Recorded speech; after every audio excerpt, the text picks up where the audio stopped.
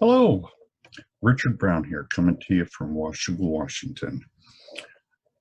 You know, they call this the Evergreen State, and they also call it God's country. And I can see why. You know, we're surrounded by greenery, uh, massive trees that just grow and grow and grow. uh, it's a great place to live, I think. But enough about that.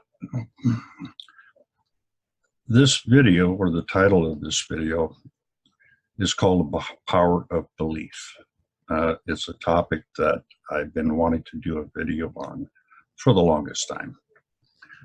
It's something that I hold very dear to my heart, and something I believe in so strongly that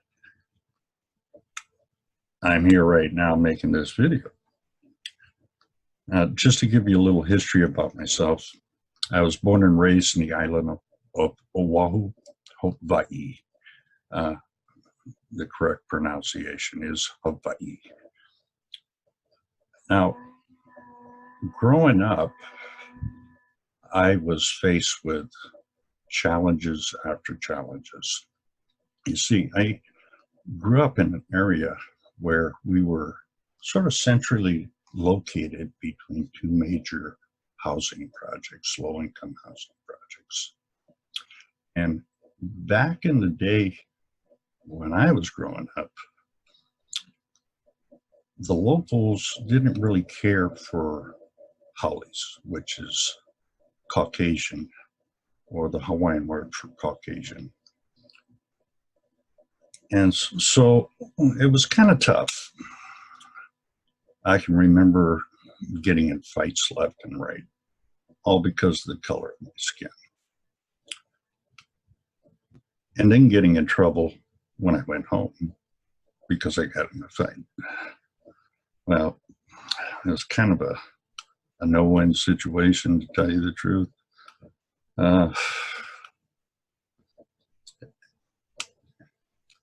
Now, the power of belief, or having that belief in oneself, I feel is so vitally important in anything that you set your mind to do. Because unless you actually believe in yourself, you're not going to get anywhere. It all starts with believing in yourself. I don't care what you do. And I'm fortunate enough, I think, to have lived the experiences in my life that I have. Another story I'd like to relate is about 6 years ago, I was in an accident. I was actually helping another contractor, and we were doing a school project, which was an addition to the school. And I was working on some staging, and staging collapsed. Thank God I had my hard hat on, but I fell flat on my back. I suffered what is called a major T12 fracture. And after being rushed to 2 hospitals, one that couldn't do anything for me, and then to another that could, or had the facility or all the equipment to take care of me. It was determined that I had to have surgery, but there was going to be an issue. There was a good possibility that, a very strong possibility, I would never walk again. A surgeon came in and showed me a mock-up of how they would fix this vertebrae. And we're talking nuts and bolts that I don't care what it's made out of, human body. I don't think that's going to work. You know, the human body wasn't made for nuts and bolts and clamps. But we had a discussion, and I said, what's my option? And so he tells me, well, we could fit you with an upper body brace. And so we talked about that. And I thought about all the people that I've talked to in the past, construction workers, that have had back surgeries and experienced nothing but complications. Now, taking that into consideration, I looked at this guy and said, listen, is there any other option? And so he says, well, we could fit you with an upper body brace. And with any luck, the vertebrae may mend itself together. So I decided to go with that option. Now, all along, this neurosurgeon had it in his mind already that I'd never walk again. Because the way the vertebrae had shattered, a good chunk of it was sort of lodged really close to the spinal cord.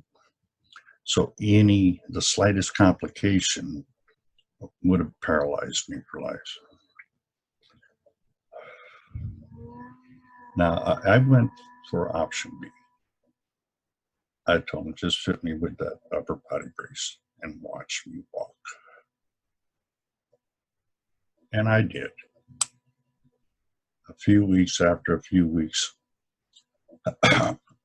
after getting that upper body brace, I would say less than a few weeks, probably a couple of weeks, I was actually using the walker to walk up and down the aisles.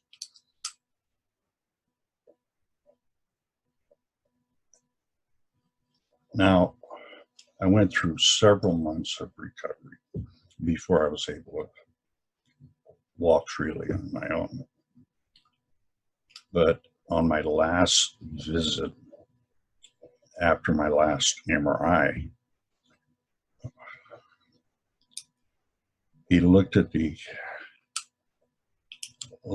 pictures and looked at me and he says, I can't believe you're walking. Well, I have to give credit to the power of belief. See, I believed in my heart, in my mind, that I was going to walk again, no matter what. And I put that in my head, and I kept it there.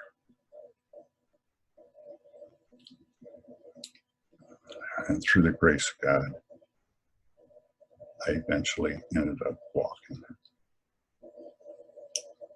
Took a long time. When you get hurt in your elder years, it takes a long time to mend. But it did.